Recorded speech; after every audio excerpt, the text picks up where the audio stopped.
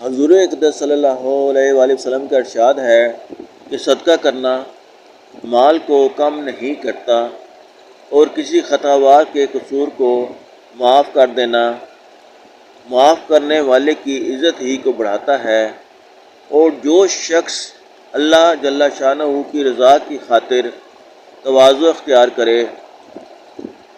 اختیار کرتا ہے، حق تعالی شانہ اس کو رفعت اور بلندی عطا فرماتے ہیں۔ حضور اقدس صلی اللہ علیہ وآلہ وسلم کا ارشاد ہے کہ صدقہ کرنا مال کو کم نہیں کرتا اور کسی خطا وار کے قصور کو معاف کر دینا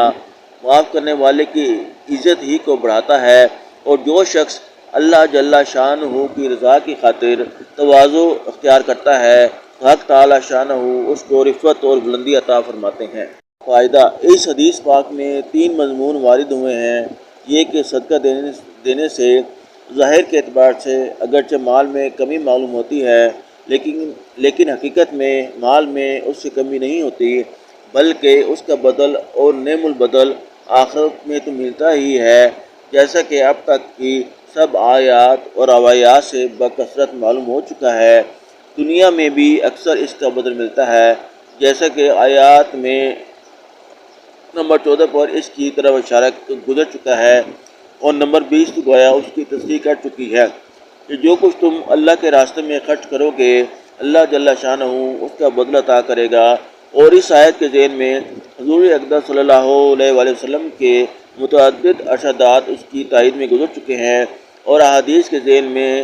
نمبر 2 پر حضور صلی اللہ علیہ وآلہ وسلم کا ارشاد گزر چکا ہے کہ روزانہ 2 فرشتے یہ دعا کرتے ہیں کہ اے اللہ، خرچ کرنے والے کو بدلہ عطا فرما اور روکنے والے کو بربادی عطا کر۔ حضور اقدس صلی اللہ علیہ وآلہ وسلم کا ارشاد ہے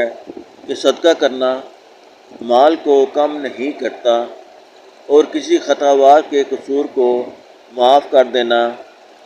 معاف کرنے والے کی عزت ہی کو بڑھاتا ہے، اور جو شخص اللہ جل شانہ کی رضا کی خاطر تواضع اختیار کرتا ہے، حق تعالی شانہ اس کو رفعت اور بلندی عطا فرماتے ہیں۔ حضور اقدس صلی اللہ علیہ وآلہ وسلم کا ارشاد ہے کہ صدقہ کرنا مال کو کم نہیں کرتا اور کسی خطا وار کے قصور کو معاف کر دینا معاف کرنے والے کی عزت ہی کو بڑھاتا ہے، اور جو شخص اللہ جل شانہ کی رضا کی خاطر تواضع اختیار کرتا ہے، حق تعالی شانہ اس کو رفعت اور بلندی عطا فرماتے ہیں۔ فائدہ: اس حدیث پاک میں 3 مضمون وارد ہوئے ہیں۔ یہ کہ صدقہ دینے سے ظاہر کے اعتبار سے اگرچہ مال میں کمی معلوم ہوتی ہے، لیکن حقیقت میں مال میں اس سے کمی نہیں ہوتی، بلکہ اس کا بدل اور نعم البدل آخرت میں تو ملتا ہی ہے، جیسا کہ اب تک کی سب آیات اور روایات سے بکثرت معلوم ہو چکا ہے۔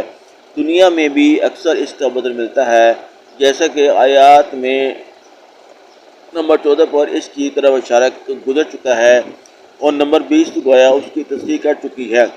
کہ جو کچھ تم اللہ کے راستے میں خرچ کرو گے، اللہ جل شانہ اس کا بدلہ عطا کرے گا۔ اور اس آیت کے ذیل میں حضور اقدس صلی اللہ علیہ وآلہ وسلم کے متعدد ارشادات اس کی تائید میں گزر چکے ہیں، اور احادیث کے ذیل میں نمبر 2 پر حضور صلی اللہ علیہ وآلہ وسلم کا ارشاد گزر چکا ہے کہ روزانہ 2 فرشتے یہ دعا کرتے ہیں کہ اے اللہ، خرچ کرنے والے کو بدلہ عطا فرما اور روکنے والے کو بربادی عطا کر۔